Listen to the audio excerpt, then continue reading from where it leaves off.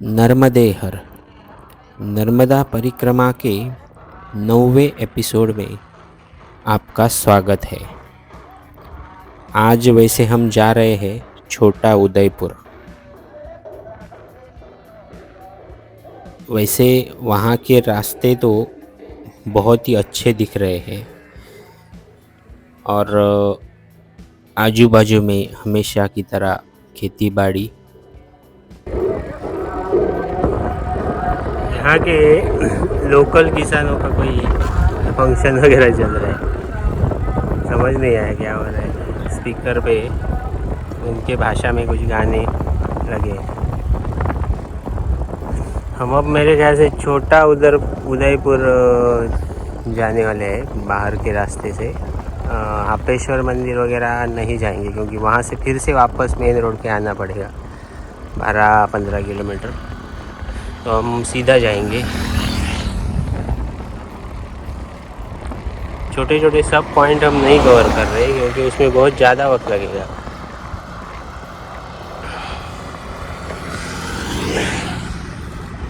Road तो बहुत अच्छा है।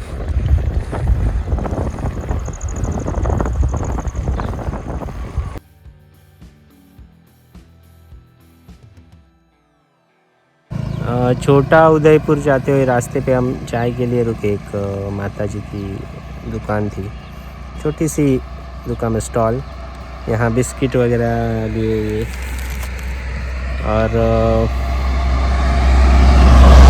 एक चाय पिया। वैसे चाय नहीं था, ख़त्म हो गया था, वो बना कर दिया उन्होंने। एक एक कप चाय दिया और बाद में कुछ और चाहिए तो ले लो। हमें तो चाय सुबह से पी ही नहीं, सुबह पी थी, दोपहर शाम तक अभी चाय पी ही नहीं थी। तो बोला कि चाहिए, तो उन्होंने बोला ले लो। 2 चाय दे दी, मतलब मैंने 2, उन्होंने 2, छोटा कप वाला। और जाते समय पैसे भी नहीं लिए, मतलब पैसे लेने के लिए तैयारी नहीं थी। तो हमने बाद में वो 6-7 बिस्किट पूड़ा लिया, वो बिस्किट का पैकेट। तो उसका पैसा तो लिया, लेकिन चाय का लिया नहीं। तो हमने दे दिया, लेकिन 2 ही चाय का लिया, 2 चाय का लिया ही नहीं। मेरी तरफ से सेवा बोली वो। ऐसे लोग हैं इधर। छोटा सा स्टॉल, उसकी कोई आमदनी इतनी होगी नहीं, दिख रहा था। खैर, यही अनुभव है। परिक्रमा क्या है, यही छोटा मोटा अनुभव आपको सिखा देगा। बातें सुनी होगी, लेकिन एक्सपीरियंस करना अलग बात है, सुनना अलग बात है। रात को राइड करने में भी अच्छा लगेगा, लेकिन लाइट बहुत तेज़ होनी चाहिए बाइसिकल की। और दूसरी बात यह है कि बहुत जगह कल 2 दिन हमें तो ठीक से चार्जिंग करना नहीं मिला। कैसे कैसे करके फ़ोन चार्ज हो।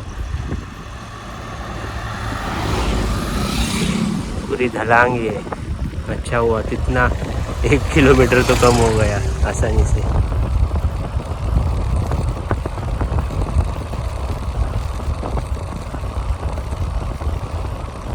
इतना अंधेरा हुआ नहीं, लोग इतनी जल्दी क्यों लाइटें लगा रहे हैं।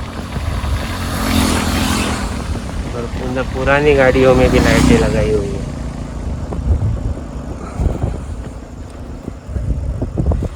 छोटा उदयपुर 5 किलोमीटर सिर्फ। ये देखो इधर।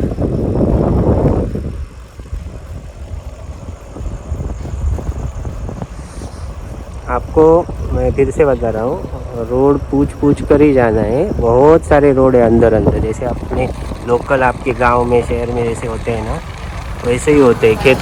खेतों से वगैरह जाएंगे। थोड़ा ब्रेक पकड़ना पड़ रहा है मुझे, नहीं तो स्पीड होएगा। ये देखो, स्पीड बढ़ेगा। बहुत नीचे। अब मैं बंद कर देता हूँ कैमरा। ये घोरसंग नदी है छोटा उदयपुर की। यहाँ देखो सही टाइम पे आ गए। देखो अभी सूर्यास्त हुआ है। अर्जुनी दे पीछे।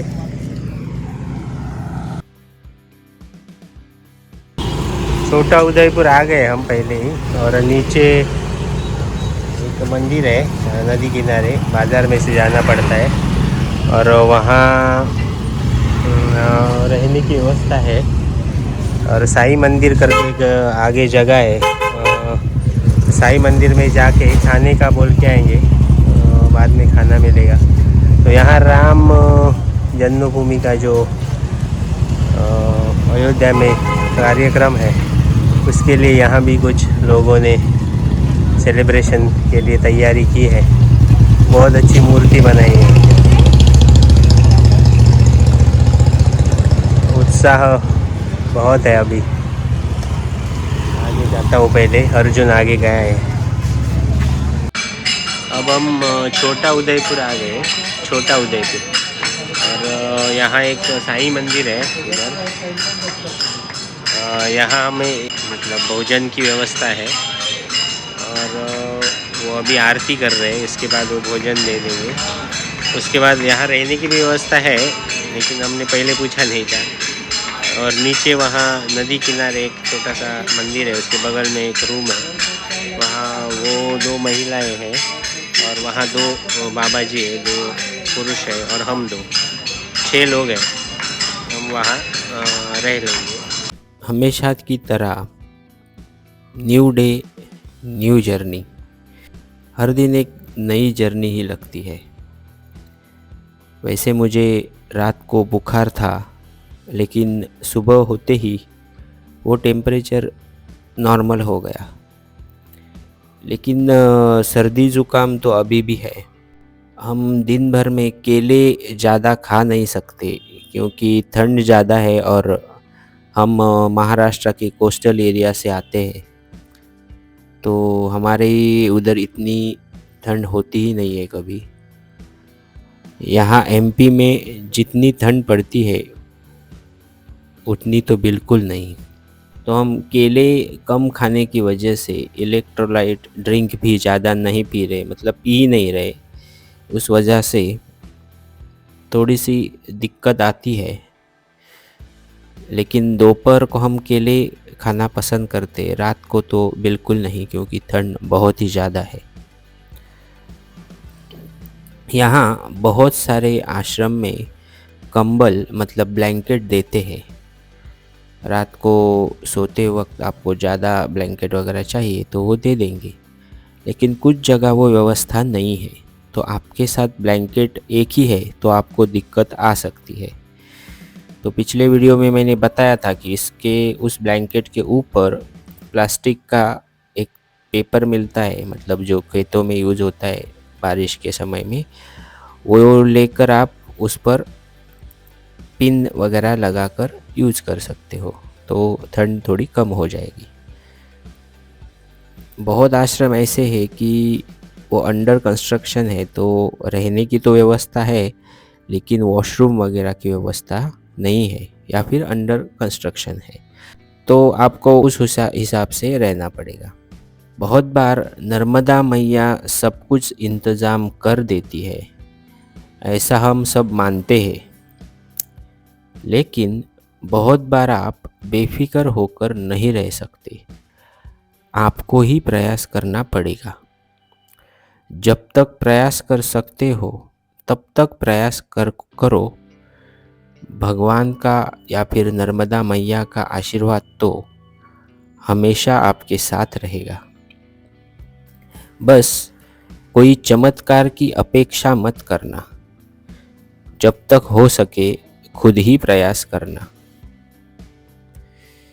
क्योंकि चमत्कार की अपेक्षा करने की वजह से हम खुद प्रयास ना करके भगवान पे छोड़ देते हैं सब कुछ। क्योंकि हमें प्रयास करने लायक या फिर कष्ट करने लायक बनाया है, वही एक बहुत बड़ा चमत्कार ही है। बीच रास्ते में खजूर के पेड़ देखते ही हमें अचानक से याद आया कि खजूर का जो फल है वो गर्मी पैदा करता है शरीर में, तो ऐसे ठंडे मौसम में खजूर खाना बेहतर रहेगा।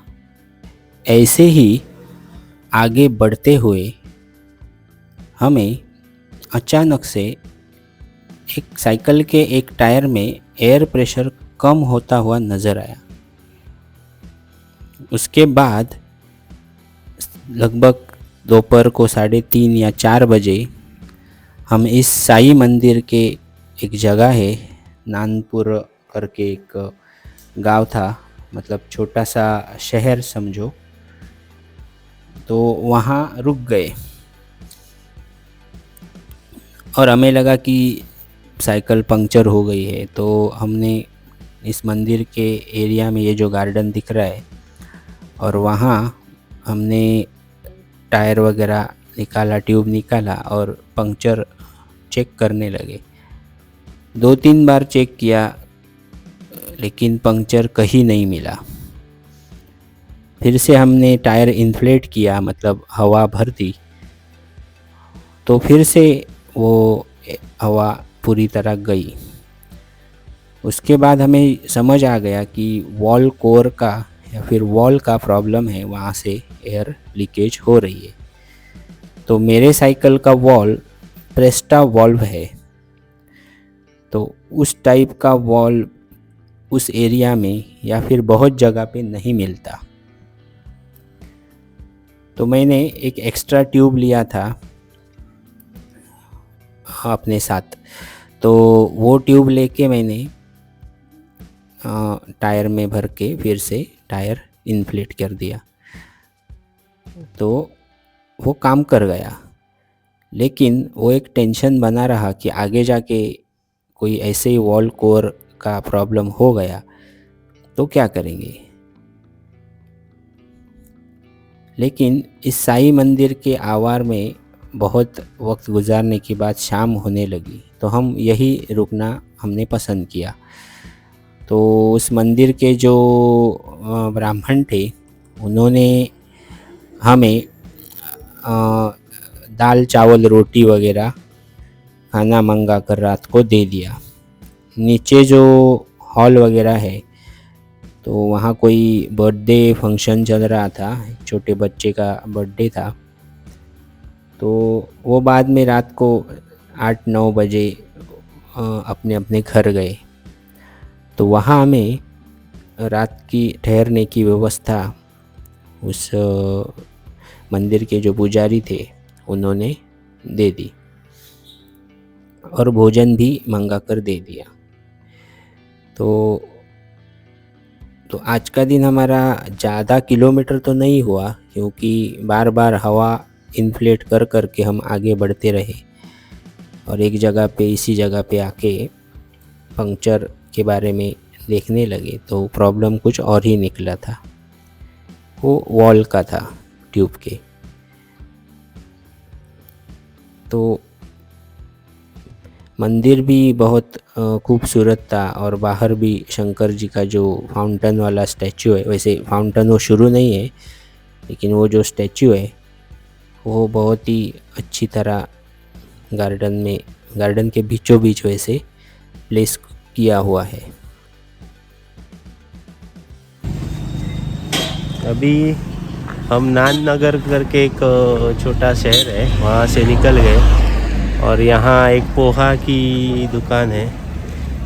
अभी पीछे मंदिर था, बस 100 मीटर पे साई मंदिर, वहाँ रुके थे कल रात। टायर का वगैरह काम किया, वो दोनों साइकिल वहाँ खड़े हैं। रोड तो अच्छा दिख रहा है।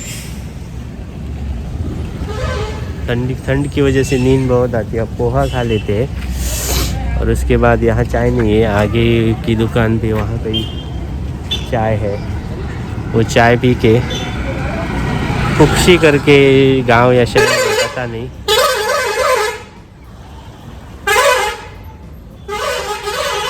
इसको बजाने दो हॉर्न जितना बजाना है। तो कुक्षी में जाएंगे और कुक्षी से आगे पूछकर आगे जाएंगे। बताता रहूँगा कहाँ जा रहे हैं। चलो पोहा खाते हैं पहले। वैसे हर आश्रम या मंदिर के बारे में मैं वीडियो में बता नहीं सकता, क्योंकि आप मतलब परिक्रमा किस माध्यम से कर रहे हो उस पर निर्भर करेगा कि आश्रम या मंदिर आपको कौन सा मिलेगा। अगर आप पैदल परिक्रमा करते हो तो आपको एक अलग आश्रम या मंदिर मिलेगा, वहाँ पहुँच जाओगे। आप अगर गाड़ी से, साइकिल से, बस से या फिर टू व्हीलर से मतलब मोटरसाइकिल से वगैरह परिक्रमा कर रहे हो तो आपको एक अलग ही मंदिर या आश्रम बीच रास्ते में मिलेगा। आप कितना डिस्टेंस कवर करते हो उस हिसाब से। तो परिक्रमा के रास्ते के बारे में जो किताब वगैरह मिलती है वो आपको ओंकारेश्वर मिलेगी या फिर ऑनलाइन भी मिलेगी अमेज़ॉन वगैरह पे।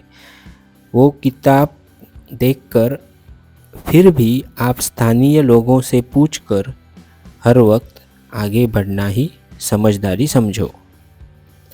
तभी आपको नए आश्रम या फिर नए मंदिर, स्थानीय लोगों ने सहकार्य से किए हुए आश्रम आपको देखने को मिलेंगे और व्यवस्था हो जाएगी। तो आप स्थानीय लोगों से पूछकर, एक एक दिन का रास्ता ही पूछकर, आगे के आश्रम के बारे में पूछकर आगे बढ़ना ही समझदारी समझो। उस वजह से आपको कुछ नया भी देखने को मिलेगा।